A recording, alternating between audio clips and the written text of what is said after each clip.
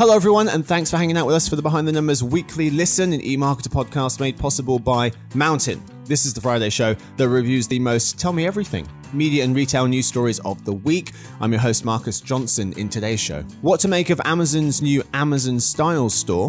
What Amazon wants to do is leverage its physical footprint to build a really strong omni-channel retail presence in this space, and apparel and accessories is kind of the perfect space to be doing that. Podcasts on Twitter and LinkedIn. And I actually think it is relatively innovative because they have this podcast network which they can immediately monetize by distributing it across Spotify, across Pandora, across Amazon, all the other podcast distributors. Streaming services branching out. It's really only for people who pay for paid TV in a weird way. It just seems like it's not gonna do very well and won't last long. And if it is bundled in with something else, I'm not sure it's adding much incremental value there. The Batman box office effect, an unpopular opinion about Netflix, and who are America's truck drivers?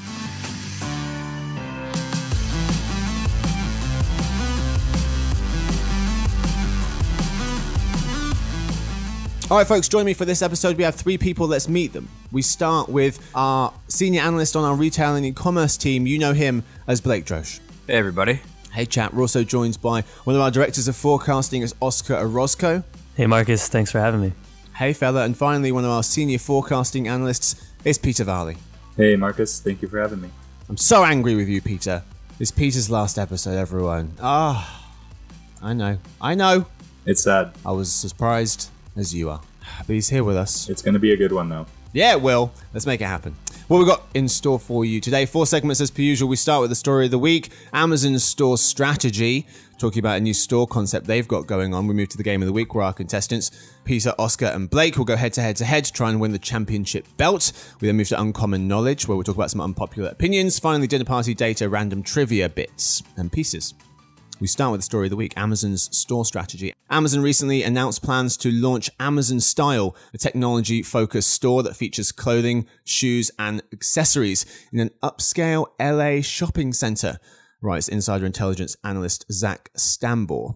It will be around 30,000 square feet, 30, much larger than the typical mall-based specialty retailer. And Zach notes that the Style shopping experience is accessed with the mobile Amazon shopping app. So in-store consumers can use the app to 1, send items to a fitting room or pickup counter, 2, scan an item's QR code to view more sizes, colors, and customer ratings. 3, access real-time recommendations. 4, view personalized deals. Folks, initial reactions to Amazon's new store concept. Blake, maybe we should come to you first, retail specialist on the panel. Your thoughts? Yeah, so it makes a lot of sense for Amazon to be investing in the physical space within the apparel and accessories vertical because of Amazon's approach to physical. The game here isn't really to open up a million different stores so it can compete on a brick and mortar level with any of its competitors in this space.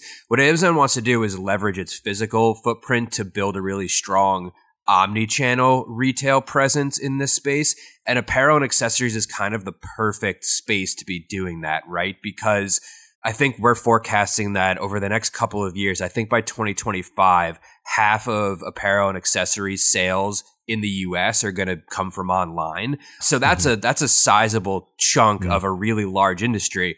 But at the same time, there's still a lot of very obvious pain points with shopping online for clothes. So I think what Amazon wants to do here is supplement that pain point by having places where you can go try on clothes, you can go and touch and feel the fabrics. And by doing that, they're going to be able to take a larger share of the overall apparel and accessories market that is increasingly becoming a very even 50-50 mix of online and offline sales. Yeah, and it is. And that is where it's heading. But roughly 62% of US apparel and accessory sales recurring offline this year, according to our figures. So right now, it makes sense for them to have the store to, Blake, to your point, go and test drive those items. But because there is, 60% of sales for retail and apparel happening offline, but the pendulum is swinging and it is becoming a much more 50-50 split according to the end of our forecast. Any other thoughts, gents, reactions to Amazon's Style store? Yeah, I would say that it's a logical play. It makes a ton of sense. It's actually something that the analyst who wrote the article you sent us, Marcus, honed in on, which I think is really the key here. Focusing on this sort of brick and mortar experiment is, and the fact that it goes through their shopping app is really the key there, because it's all about the omni-channel, as Blake mentions, and even more so, online, continuing to push the online shopping. And so they're going to continue to gather so much data, so much information on shoppers, not just online now, but whoever comes to these stores. So it makes a ton of sense. And I think it's an interesting concept, more so than what we've seen with potentially the convenience store or the 4-star concepts that they've tried and seem to have not done as well. I think this honing in on apparel, on fashion, potentially makes a ton of sense. They're continuously taking up more market share for this specific category. So it just sounds right to me. Yeah, it seemed like they were kind of putting a little bit of money on a number of different horses, and now they're realizing which stores are starting to work, which ones don't have a future. Because if you look at their overall store footprint, Amazon's got over 600 physical stores in North America, and 500 of those, pretty much all of them / most of them, are Whole Foods stores. But it was recently reported that Amazon's closing all 68 locations of its bookstores, 4-star shops, pop-up stores as well, according to our sister company Insider, instead choosing to invest in developing out its grocery business, its Go stores and cashierless capabilities, according to CNBC. Peter, where do you land on this issue? It's certainly an interesting experiment, and it makes sense that they want to see what they can do in terms of physical retail for a very, very popular online category for them, which is apparel and clothing and accessories.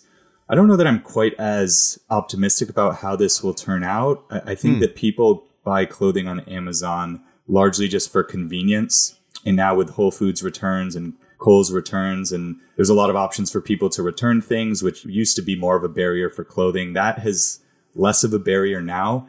And with clothing and fashion, so much of it is just, it's about being cool, and it's about buying something that is at least seen as kind of cool. And I don't know that going to an Amazon store to buy your next outfit is going to catch on. I don't know if a lot of people are going to go do that, because really the reason they're buying clothes on Amazon is because it's kind of private and convenient right now and cheap. Right. Yeah, it's going to be interesting to see if this kind of catches fire, because Amazon's physical stores, overall, they generate for $5 billion in sales in Q4 2021. That's 14 times less than it made from Amazon's first-party online sales. But as Oscar was saying, this whole concept is about gathering information to understand consumers' offline shopping habits. So are they going to see this as kind of supplementary to their online business? To Blake's point, providing another channel for people to go and see, feel, check out the clothes? Or is they expecting this to be a significant business? I guess time will tell. According to Wells Fargo research reported by CNBC, Amazon last year passed Walmart to become the largest apparel retailer in the US. Obviously, online has a big part of that, a huge part of that. But yeah, will this be a significant line item for Amazon in the future? Who knows? A few other bits of news I wanted to quickly mention. Amazon will open its first cashierless Amazon Go store outside of an urban center within the next few months, located in Mill Creek, Washington, about 20 miles north of Amazon's hometown of Seattle. And also Amazon's opened its first Whole Foods equipped with cashierless technology on February 23rd in Washington, D.C.'s Glover Park neighborhood, where there's been a Whole Foods store for over 20 years, but now it's a cashierless tech one. The D.C. store is going to be joined by a second L.A. store shortly, reports John Porter of The Verge. That's what we've got time for the story of the week. And Amazon and its stores. It's time now for the game of the week, but first, quick word from our sponsor, Mountain.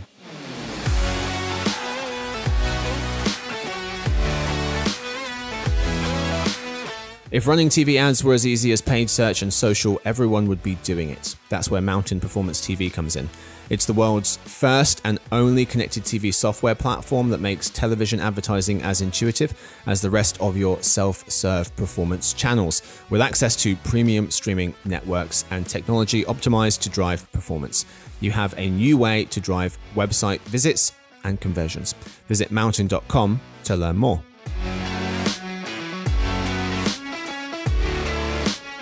All right, folks, we are back. It's time now for the game of the week, the only game that we ever play. What's the point? Where I read out 4 stories now, our contestants, Oscar, Peter, and Blake, tell us what they think is the main takeaway of the story. Okay answers get 1 point, good answers get 2, and answers that leave you with the same feeling as when your friend gets a house with a pool, answers that leave you with that feeling, they'll get you 3 points. Each person gets 20 seconds to answer before they hear this. Whoever has the most points wins, gets the last word. We start with Oscar. Podcasts on Twitter and LinkedIn. Reverse engineering genius Jane Manchin Wong showed that Twitter has been working on a podcasting tab, notes The Verge. Almost a week before this was reported, LinkedIn launched an in-house podcast network, which features B2B-centered news and other shows hosted by some of the platform's biggest creators, writes Insider Intelligence analyst Nina Getson. So podcasts on Twitter and LinkedIn, reportedly, or could potentially be on Twitter from the looks of things, and definitely are now on LinkedIn. Oscar, what's the point?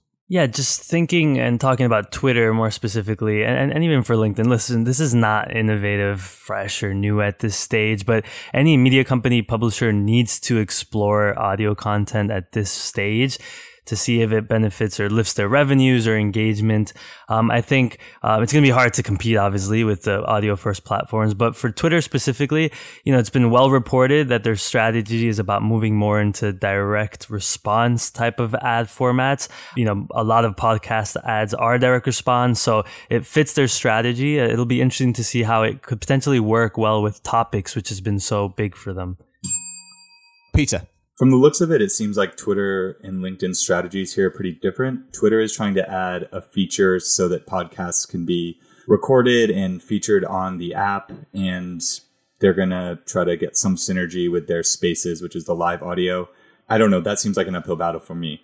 The LinkedIn side is really interesting, though, and I actually think it is relatively innovative because they have this podcast network, which they can immediately monetize by distributing it across Spotify, across Pandora, across Amazon, all the other podcast distributors, sir. So for LinkedIn, it's more of a logical step, and they can make money right away from this. So I really like the move.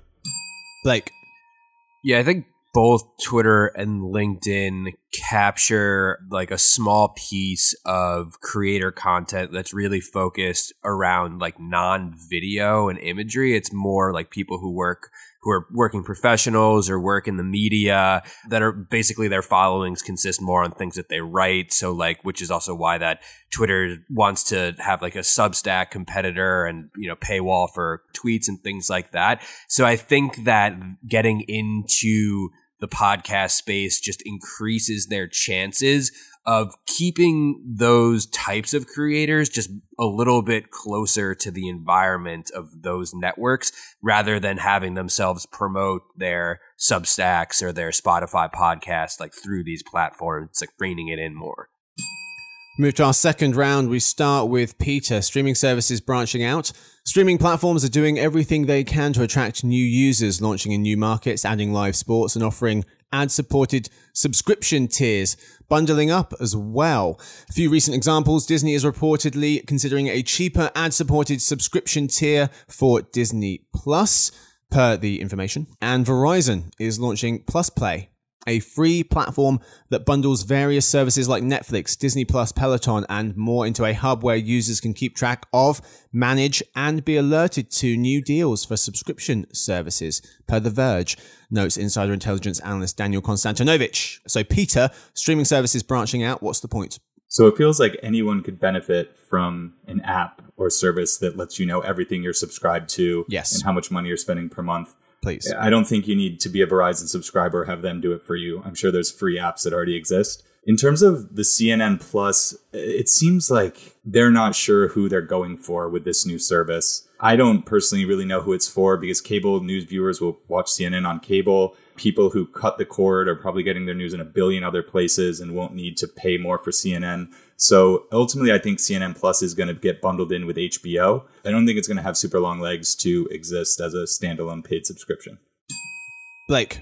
Yeah, I think you're right. I mean, as a tool, this is a smart strategy, right? Just for basic housekeeping of what people are paying every month. But I think it speaks to a larger trend just as streaming platforms become more niche. There's going to need to be some sort of larger bundle offering because of the fact that we're now getting from like a Netflix, which is sort of a catch-all entertainment, to more specific verticals. And it's going to become sort of like the way that people subscribe to packages on cable in the old days. But there's going to eventually just sort of be that we're going to see that process just repeating itself in the digital streaming realm. Oscar. I think with Verizon Plus Play, it's interesting. It was mentioned in the article that I think where potential growth really here is for a different kind of product to emerge really is if it does expand into other types of digital media. They mentioned gaming and audio. And as consumers have more and more subscriptions, that sounds exciting and interesting to me. I guess we'll see how that works out. As for CNN Plus, totally agree with Peter. I would just say I have not cut the cord yet. One of the reasons was YouTube TV does not have CNN. But as I started reading the fine print on CNN Plus, they don't have an app. It's really only for people who pay TV in a weird way. It just seems like it's not going to do very well and won't last long. And if it is bundled in with something else, I'm not sure it's adding much incremental value there. Move to our third round. We start with Blake, the value of advertising at the NBA All-Star Game. Over 5 million people tuned into the 2022 NBA All-Star Game in February on TNT, another 1 million on TBS. The game saw LeBron James ice the game on a fadeaway. Ja Morant leapt into the rafters for a Trae Young alley-oop, and Steph Curry drained an unconscionable amount of threes, some turning his head away before the ball even went in. But what are the brands up to? Jason Notty of Adweek notes that Canada Goose created a limited edition collection just before the All-Star Game. Michelob Ultra put NBA Jam themed beer cans in Cleveland, where the All-Star Game was held, and rented a Cleveland bar, temporarily renaming it Boom Shakalacas as a nod to one of the phrases that was mentioned in the NBA Jam game. And Dapper Labs, the company behind NBA Top Shot, auctioned 30 team-based NFTs that each offer a VIP pass to multiple events at the next 5 NBA All-Star weekends. Blake, the value of advertising at the NBA All-Star Game, what's the point? I don't know. I guess the NBA All-Star Game is kind of the premier All-Star Game and sort of like the big four sports. I mean, not many people really care about the others. I mean, the Home Run Derby arguably has some merit to it, but I think I still don't know if that's really reason to see the NBA All-Star Game as a massive opportunity for advertisers, especially coming off the heels of the Super Bowl, which generally does happen a few weeks later. And the audience is, I think, getting smaller and more niche. And, you know, the dunk contest is on Saturday night. People don't watch primetime TV. And the All-Star Game's always on in, like, the middle of the afternoon. I feel like I'm always missing it. So, yeah, kind of lukewarm from a general level as an advertiser on the All-Star Weekend in general. Technical foul. The answer was too long, but it was a good one. Yeah, but it's the All-Star Game. You know, the refs are always got a little leniency with the play. Yes, fair. Not this one. Oscar, what you got for us? I don't know. I don't think I'm not sure I agree with Blake here, especially you mentioned baseball with everything that's going on with the lockout.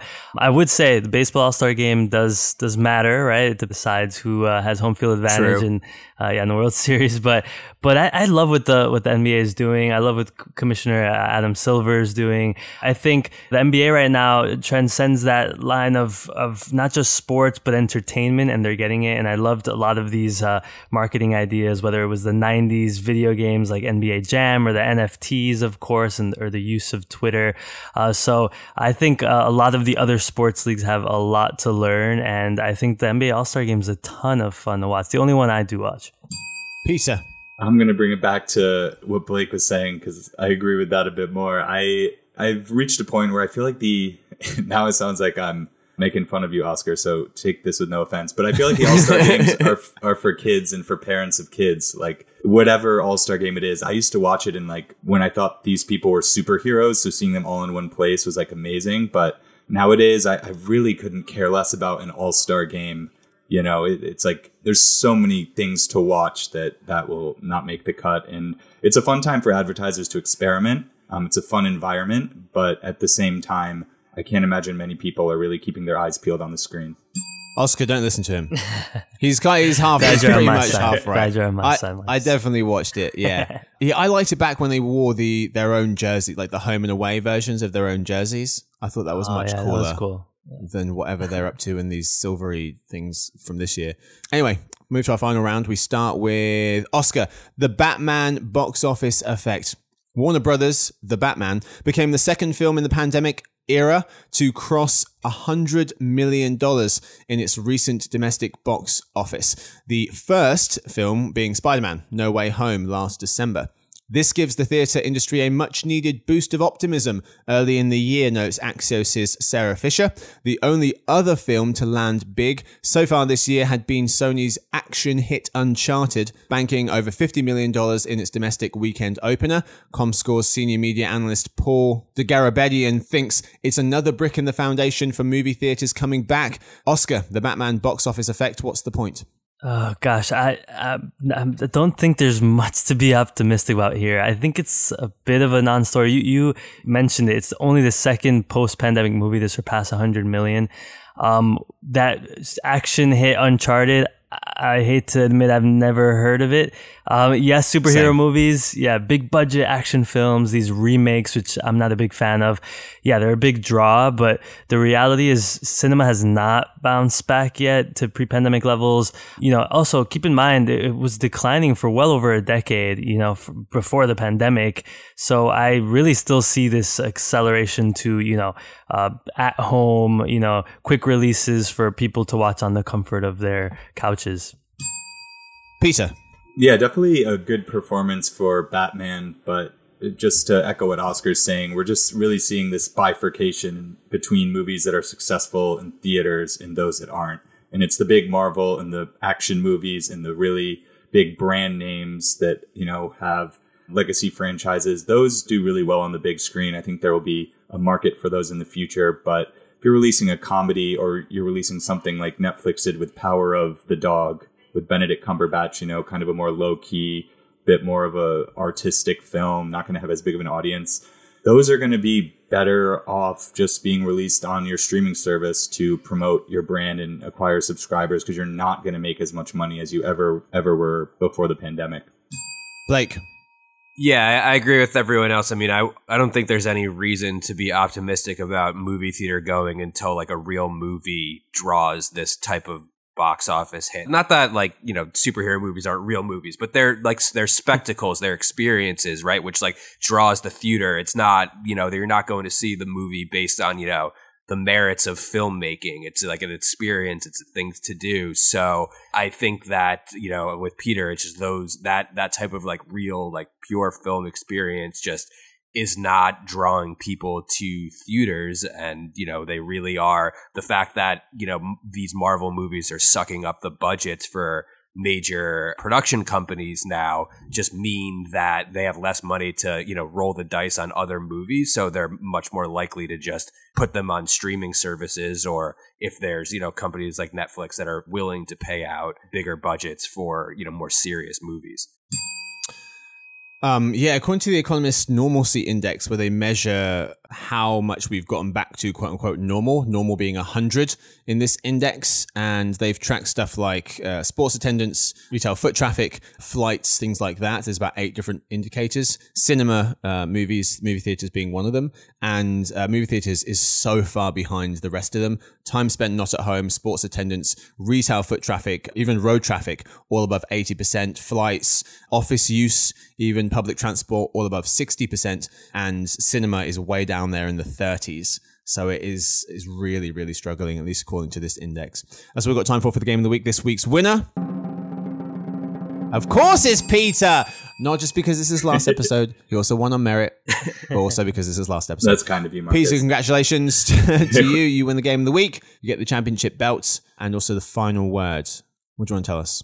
Just that it's been real. It's been great to be on this podcast. It's always fun chatting with you, Marcus, and Oscar and Blake. I'm lucky enough to have conversations with you guys on all these fun topics pretty regularly. So it's just a lot of fun. There's so much going on in this space. There's so much to talk about. And what people probably don't know on the other side, the listener side, is that it's really hard for us to fit everything we want to talk about in our time limit because we could easily go 3 or 4 times long.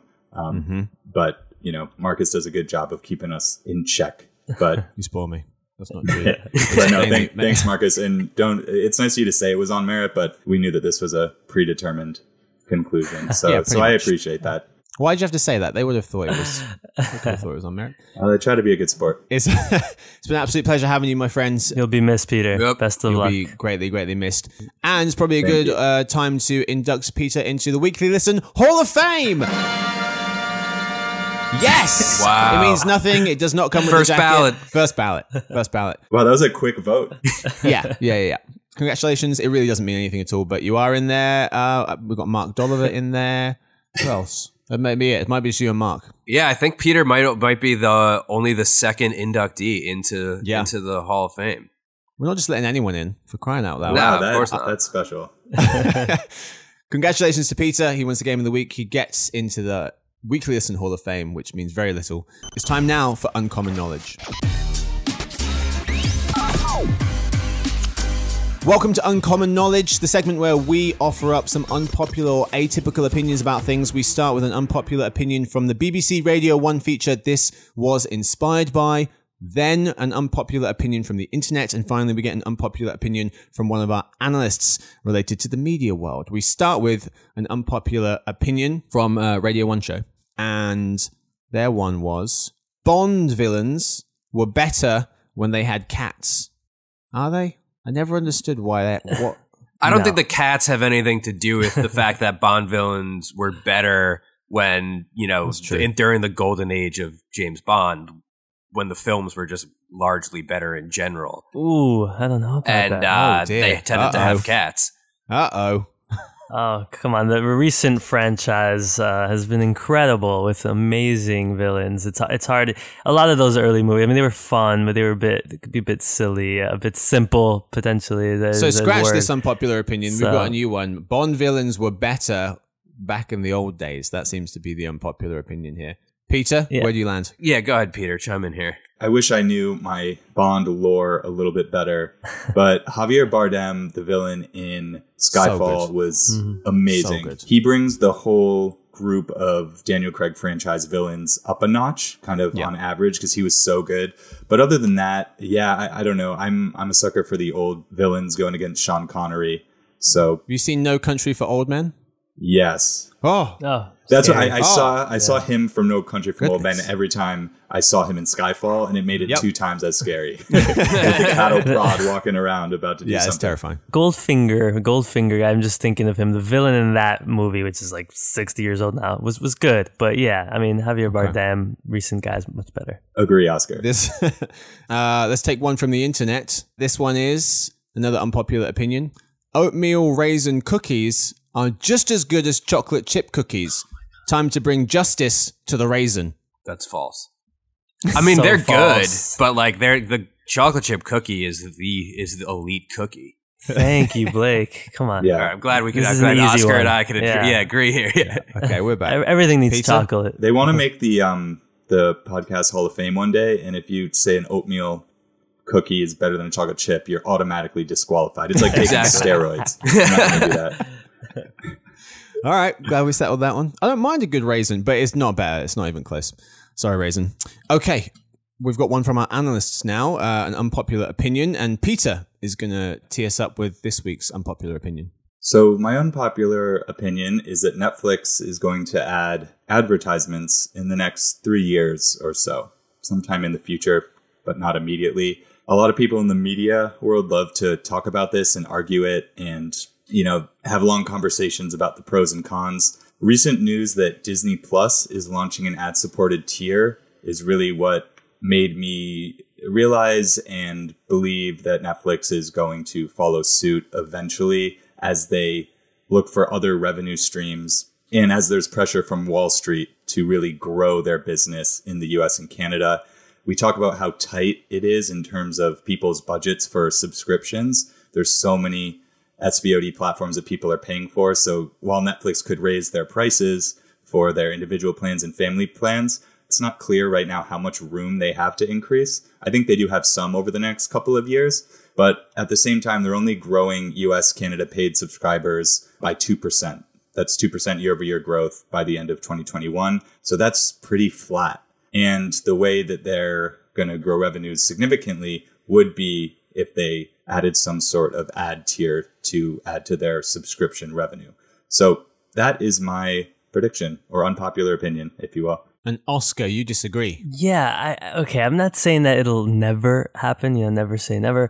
I just honestly believe Netflix doesn't even themselves, they don't know if it'll come to this, right? I don't think they have plans to add an ad-supported tier. I think that's one of the things that differentiates them from everyone else so much. I mean, they've said it themselves. They really see themselves competing against traditional TV, which might indicate, right, the adding an ad-supported tier. But they've also said that the shakeout, as what they call it, essentially sub-OTT or these SVOD platforms making up a majority of video time, that's a long way from happening. And I think they want to see, where that ends up going. And that's going to take a few years, even looking at our own estimates. So once we get to that point, maybe they'll have to rethink their plan. And at that stage, the ad space they could provide is going to be super coveted and expensive. But I really don't see them doing that yet. I think they're stubborn about it. And it's, again, the one thing that differentiates them from pretty much everyone else. Okay, so we've got Peter, who says they will at some point in the next couple of years. Oscar says no. We've got our TV and video expert, Ross Benish, who thinks they won't as well. He sides with Oscar. However, Paul Briggs, our Canada analyst, he thinks that they will, at least according to a conversation those guys had. A cage match of sorts a few years ago, or maybe last year. Maybe 2 years ago now. Blake, settle it for us. I don't know if I'm in a position to settle it, given this is not my coverage area, but despite it being Peter's, final podcast, I think I'm going to have to side with Oscar on this one, unfortunately. Yes. I do think that they're going to want to market themselves as sort of the anti-advertising platform, and they have the market share to do it. I think that they are going to face pressure to, continue to grow, but I believe it's going to be in other areas outside of advertising. I think it's going to be more experiential through partnerships, basically turning into Disney in other ways than following them into advertising on streaming. All right. We'll see what happens. A good one for us there, Peter. Netflix with ads. What do you think at home? Email us at podcast@emarketer.com. Or don't. You don't have to do that. You can just... They should definitely email us, because then they get a mug. Oh, you should email us. Yeah. Oh, yeah. V. Good shout. So Victoria's reminded me that we have a new giveaway, a new competition of sorts, if you will, that we're going to be rolling out. Am I supposed to be doing that this month? I was going to ask you, Marcus. I don't know. At some point in the next couple of weeks. You teed it up so nicely, though. I thought I would say something. Yes, we are going to be running a competition where we'll ask you one question at some point on one of the shows. We'll just randomly ask you a question, and the first person to answer the question and also write us a review on one of the Apple podcasts, whatever the platform is used. The first person to do that gets a free Behind the Numbers weekly listen mug. Oh, very nice. I'd like one of these mugs. Podcast or something. Yeah, I know. I wanted to rig the game so I could get the mug, but Stuart told me I wasn't allowed to do that. He runs the team. So I'm not allowed to. Blake, we'll see about that. But if you answer the question correctly, then you guys can get the mug, and you also have to write the review. The question will be at some point, I guess at any point from now. I was supposed to start this, I guess, at the start of the month. It's not gone well, so just look out for the question, the random question that you can answer to get you the mug. All right, cool. Thanks, V, for reminding me about that. It's time now for dinner party data.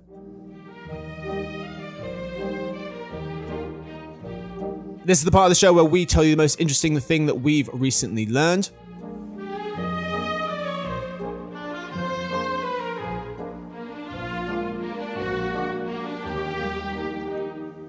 And we start with Peter. He won this week's Game of the Week. Peter, what have you learned recently? This morning, I saw that explorers/researchers found Shackleton's boat Endurance Oh, yeah. From 106 years ago. It basically encountered a bunch of icebergs and it sank in the Antarctic. And it was the boat that Ernest Shackleton from England sort of captained with a crew of 27 back in 1914. It was set to be the first ship to cross Antarctica, essentially. But yeah, I saw that they just found it. Wow. And I was looking at pictures of it, and it's in pretty pristine condition, like almost no damage. And the steering wheel was fully intact. And there's, some underwater creatures that have made it their home and are suctioned to the side of it and whatnot, with jellyfish swimming about, if those are even jellyfish. But yeah, it's fascinating. So it's going to be really, really cool, to see that when they bring it up out of the water. Yeah. But good for them. Good for them for finding that. There must be so much down there. Incredible. I mean, must be so much down there we haven't discovered, but mainly trash. But there's also, a few gems in there, apparently, like this. Yeah, Amazing. At least they shared it and didn't just keep it to themselves and, yeah, I hadn't seen this. I need to look it up. Fascinating. Yeah, it's pretty cool. cool. Oscar, I thought that, the history buff on the team would like it. He's all over it. Sure. Oscar, what you got for us?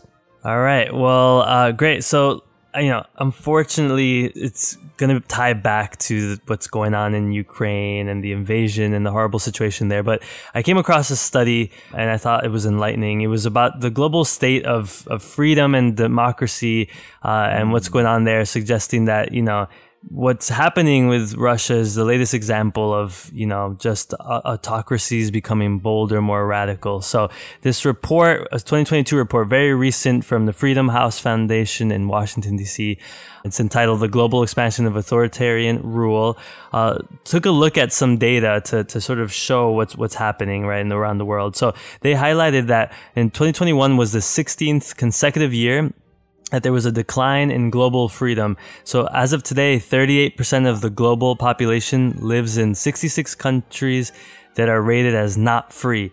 That's the highest percentage since 1997. In comparison, just 20% of people today live in 84 countries or territories rated as free, 20%. So it's really high. Yeah. A couple more things. There's this index. They have the Bertelsmann Transformation Index. They study the quality of democracy and governance. And in 2019, they looked at 137 countries. What they found was, since they launched in 2004, the first time that was created, the index, they've counted more autocratically governed states than democracies. So they list 67 democratic governments and 70 autocratic regimes. So it's really showing exactly what's happening in Russia is not an anomaly. So pretty scary stuff, guys. It feels like we're back to 1989 levels or essentially Cold War era, right before the USSR was dismantled. So scary stuff. 20%, only 20% of people live in a country that's been labeled as free. 20. Mm-hmm. Wow, that's shocking. All right, fascinating numbers, Oscar. Blake, what you got for us? Well, speaking of scary stuff, question for you guys. Would you buy a house in which the previous homeowners had been murdered? Oh, no. No, definitely not. No. But many of us might have, and we have no idea. Mm-hmm. Think about it. No, I'm too superstitious. So 32% of U.S. adults would not buy a house in which the previous homeowners had been murdered. It's a tough market, and Marcus. This comes from a February 2022 survey from YouGov America. 30% said that they would, but the large majority, 38%, said they weren't sure or they prefer not to say. I think, you guys, sometimes there are deals out there that, you just can't pass up. Deals that are to die for, one might say. Oh. Sorry. Cut that out. You got to cut that out. No, I like that. Leave it in. Blake's on watch. Some dark humor today. 38% said unsure or they, what did they say? They didn't want to talk about it? That's suspicious. I would totally buy a house. I think you'd get a killer deal on it. Killer deal. Enough. And look, I think you run the risk of having like bad neighbors or like a leaky basement. You're always rolling the dice when you buy a house. It being haunted, as you pointed out, I mean, it's always a possibility. So, who cares? All right. Okay. Oh, man. I'm thinking of where the line is for like what someone's history would have had to be, where you draw the line and say, nope, I won't get that house. Because it probably is. Murder. That's the line. Yeah. That's the line right there. That's, Okay. I don't want to. But how do you know that? Then the real estate agent Should be on Zillow. Guess Should be what? right on Zillow. You gotta Google the name of the like address and see if there's any news stories about murders. So many listeners now are going to be doing. Don't do it. You're only going to. It's just going to leads to bad things. Don't Google that. All right, thanks for that, Blake. I've got one for you about It's so dark. I've got one for you about truckers. Where in the country do America's truckers live? Marcus Liu of Visual Capitalist recently put together some facts about American truckers. There's 3 of them. Number 1, how many of them are there? In 2021, America imported nearly $3 trillion worth of goods, which is handled by the country's 1.8 million truckers. 1.8 million. Trucking, that makes trucking the 14th most common occupation nationally. That's incredible. Number 2, where do they live? American truckers are most likely to live in Arkansas, Nebraska, Wyoming, Iowa, or North Dakota. They're least likely to live in New York. The top 3 states in terms of total number of truckers living there, Texas, California, and Florida because of population size. But when you weight it, it's Arkansas, Nebraska, and Wyoming as the top 3. Number 3, the third point, was the future of trucking. The Bureau of Labor Statistics expects employment of truck drivers to grow by 6% from 2020 to 2030, which is close to the national average for all jobs. Based on total employment of 1.8 million, this would translate to 100,000 new openings. Whether these openings will be filled, though, is an entirely different story.